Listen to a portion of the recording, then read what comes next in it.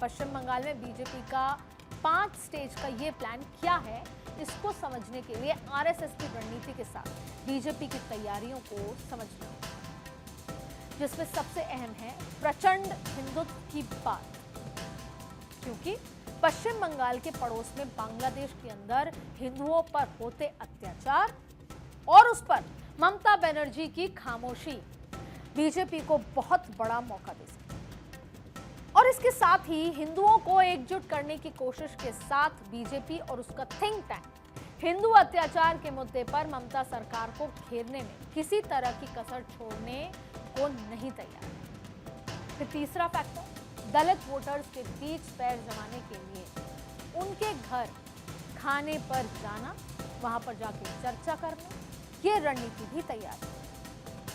क्योंकि बंगाल में 30% से ज्यादा दलित हैं, यानी ये निर्णायक स्थिति में है और यही दलित vote bank BJP Mamata Banerjee के सामने मजबूत स्थिति में खड़ा कर सकता है। और इसके अलावा ममता राज में महिलाओं से क्रूरता जैसे या फिर लॉ एंड ऑर्डर जैसे मुद्दे पर, महिलाओं की असुरक्षा और सुरक्षा वाले मुद्दों पर भी बीजेपी के लिए वो कोई हथियार से कम नहीं। उदाहरण के तौर पर संदेश खाली और आरजीकर कॉलेज का मुद्दा, ऐसे ये कांड है जिसके जरिए ममता सरकार को बैकफुट पर लाने की कोशिश होगी। घर घर जाकर ये कोशिश की जाएगी कि जो बंगाल के थिंक टैंक हैं या बंगाल के जो इंटेलेक्चुअल्स हैं वो जाकर बात करें कि महिला की सुरक्षा अब नहीं होगी तो कब होगी और कौन कर सकता है, बीजेपी कर सकता है। और 5वां मुद्दा घुसपैठ, जो आपके सामने, जिसको लेकर ममता दीदी परेशान है।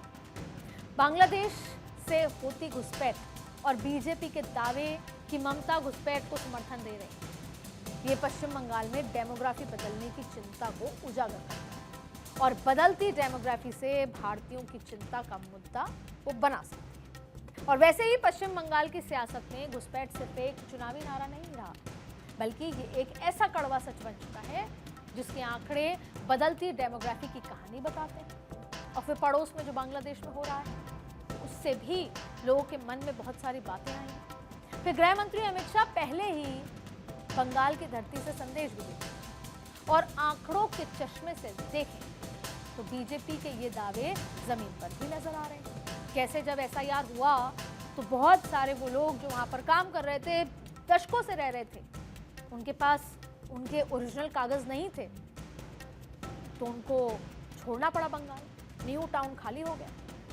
और जिस मुर्शिदाबाद में 1951 तक मुस्लिम आबादी 55% थी, हिंदू आबादी 45% थी, वहां 2011 की जनगणना के हिसाब से 66% मुस्लिम और 33% हिंदू आबादी का आंकड़ा दिया गया।